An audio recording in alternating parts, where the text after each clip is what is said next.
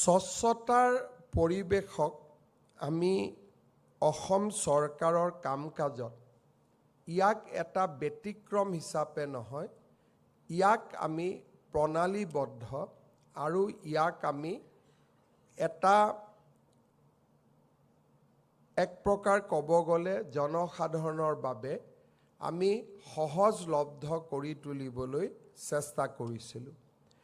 আৰু সেইকাৰণে অকল নিযুক্তিতে নহয়, যোৱা 5টা বছৰত অসম চৰকাৰৰ আভ্যন্তৰীণ বহুকেইটা ৰিফৰ্ম আমি হাতত লৈছিলোঁ। আৰু ইয়াৰ ভিতৰত এটা ডাঙৰ ৰিফৰ্ম আছিলে যে ৰাজ্য চৰকাৰৰ তৃতীয় আৰু চতুৰ্থ বৰ্গৰ বদলি বা ট্ৰান্সফাৰ প্ৰতি বছৰে দুবাৰ কৰাৰ আমি প্ৰচেষ্টা কৰিছিলোঁ আৰু তাতো আমি স্বচ্ছতাৰ এটা পৰিৱেশ সৃষ্টি কৰিবলৈ চেষ্টা কৰিছিলোঁ। স্বাগত সতীৰ্থ পৰ্টেলৰ জৰিয়তে বদলি বিচৰা তৃতীয় আৰু চতুৰ্থ বৰ্গৰ কৰ্মচাৰীসকলে আমাৰ নিৰ্দিষ্ট পৰ্টেলত আবেদন কৰিব আৰু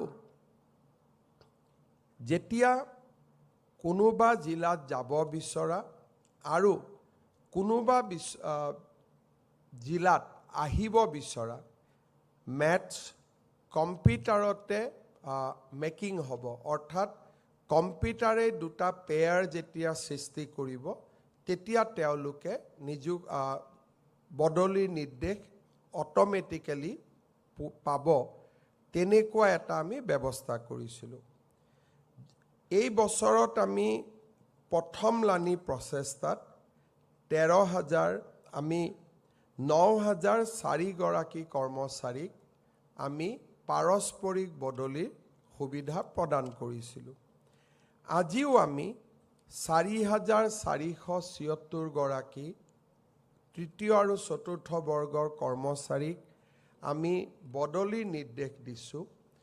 এজন কৰ্মচাৰীও কাৰো কাৰ্যালয়ত আহিবলগীয়া হোৱা নাই, মাত্ৰ কম্পিউটাৰত তেওঁলোকে আবেদন কৰিছে। 15 দিন আবেদনৰ সীমা আছিল আৰু 10 দিন সীমা পাৰ হোৱাৰ 10 দিনৰ ভিতৰত আমি তেওঁলোকক বদলিৰ অৰ্ডাৰ বা আজি নিৰ্দেশ আমি দিছোঁ। ক্লিক কৰাৰ লগে লগে তেওঁলোকৰ বদলিৰ নিৰ্দেশ কাৰ্যকৰী হৈছে আৰু চবেই নিজৰ মোবাইলত ট্ৰান্সফাৰ অৰ্ডাৰ ইতিমধ্যে লাভ কৰিছে। অৰ্থাৎ নিযুক্তি আৰু ট্ৰান্সফাৰৰ ক্ষেত্ৰত অফিচাৰৰ ক্ষেত্ৰত ডেফিনেটলি আমি মিউচুৱেল আদিৰ ব্যৱস্থা নকৰোঁ, কাৰণ বিষয়াসকলৰ দায়িত্ব সুকীয়া। তৃতীয় আৰু চতুৰ্থ বৰ্গৰ কৰ্মচাৰীৰ ক্ষেত্ৰত আমি যিটো স্বচ্ছ বদলিৰ প্ৰক্ৰিয়া কৰিছিলোঁ আৰু ৰাজ্য চৰকাৰৰ গোটেই কৰ্মচাৰীৰ মাজত বিষয়াৰ মাজত নিযুক্তিৰ যি স্বচ্ছতা আমি আনিবলৈ প্ৰয়াস কৰিছিলোঁ, দুইটা আজি এক প্ৰকাৰ চৰকাৰৰ ভিতৰত নিয়মলৈ ৰূপান্তৰ হৈছে। আজি 5টা বছৰ পিছত স্বচ্ছ নিযুক্তিৰ প্ৰক্ৰিয়াৰে 1,60,000 নিযুক্তি প্ৰদান কৰাৰ পিছত আমাৰ চৰকাৰৰ ভিতৰত নিযুক্তিৰ ক্ষেত্ৰত স্বচ্ছতা এতিয়া এটা ব্যক্তি বিশেষৰ ইনিচিয়েটিভ হৈ থকা নাই, ই এটা ইনষ্টিটিউচনেলাইজ ফৰ্ম লাভ কৰিবলৈ সক্ষম হৈছে। অৰ্থাৎ এতিয়া এজন ব্যক্তি থাকিব নাথাকিব সেয়া নহয়, অসম চৰকাৰৰ নিযুক্তিৰ প্ৰক্ৰিয়াত দুৰ্নীতি অনাৰ যিটো ব্যৱস্থা, কোনোবাই ইচ্ছা কৰিলেও অতি সহজে দুৰ্নীতি অনাটো সম্ভৱ নহয়। এই কাৰণ নিকা নিযুক্তি এতিয়া এটা ইনষ্টিটিউচনেলাইজ ফৰ্ম লাভ কৰিবলৈ সক্ষম হৈছে। ঠিক তেনেকৈ ট্ৰান্সফাৰৰ প্ৰচেছটোকো আমি স্বচ্ছ কৰাৰ বাবে প্ৰচেষ্টা কৰিছিলোঁ, তাতো আমি আজি সফল হৈছোঁ। আজিৰ পৰা 10 বছৰ আগতে বা 5 বছৰ আগতে অৱসৰ গ্ৰহণ কৰা কোনোবা বিষয়াক যদি আমি সুধো যে ৰাজ্য চৰকাৰত 1,60,000 নিযুক্তি হৈছে আৰু হাইকোৰ্টত এটাও কেছ হোৱা নাই, ৰাজ্য চৰকাৰত 1,60,000 নিযুক্তি হৈছে, এখন বাতৰি কাকত এটা সামাজিক মাধ্যমতো সমালোচনা হোৱা নাই, মই নিশ্চিতভাৱে আশা কৰোঁ যে এয়া তেওঁলোকৰ বাবে এক বিস্ময়কৰ অভিজ্ঞতা হ'ব।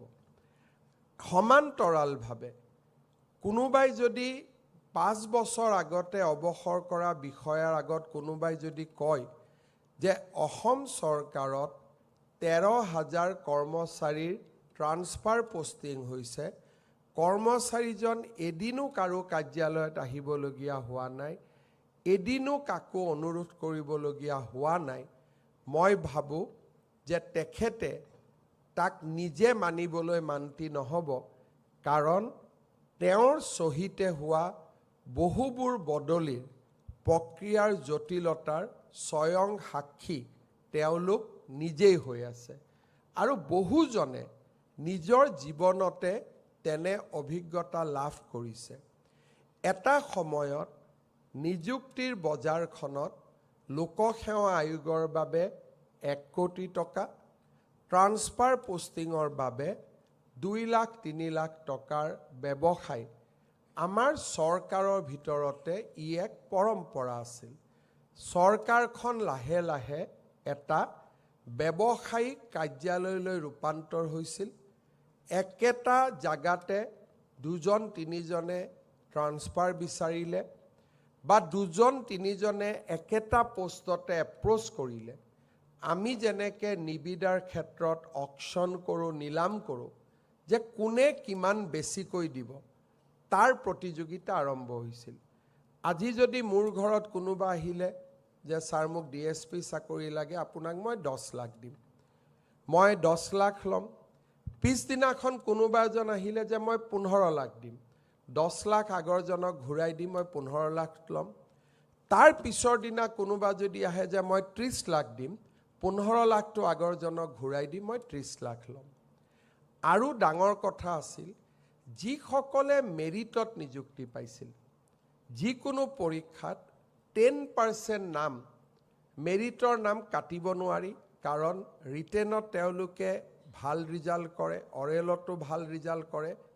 যাৰ নাম কাটিব নোৱাৰে তেওঁলোকৰ ঘৰতো মানুহ গৈছিল যে আপোনালোকে কিবা এটা দিয়ক, নহ'লে কিন্তু আপোনালোকৰ নামটো কাটা যাব।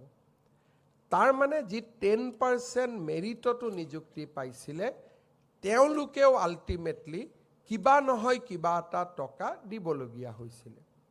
আৰু এই গোটেই কথাবিলাক ডকুমেণ্টেড হৈছে কেতিয়া, যেতিয়া ন্যায়াধীশ বিপ্লৱ শৰ্মা কমিটিৰ প্ৰতিবেদন আমি বিধানসভাত উপস্থাপন কৰিছোঁ, তেতিয়া এই গোটেই প্ৰতিবেদন বা এই গোটেই ছিষ্টেমটোক আমি ডকুমেণ্টেশ্যন ৰূপত আহিছে। আৰু লোকসেৱা আয়োগৰ পৰীক্ষাৰ ওপৰত যেতিয়া চাৰ্জশ্বিট হৈছে, পুলিচে চাৰ্জশ্বিট দিছে, তাকো সি এক ডকুমেণ্টেড ফৰ্ম লাভ কৰিছে। আৰু মই ভাবোঁ যে ই আমাৰ অসমৰ এটা কলংকিত ইতিহাসৰ এক দলিল হিচাপে সদায় থাকি যাব।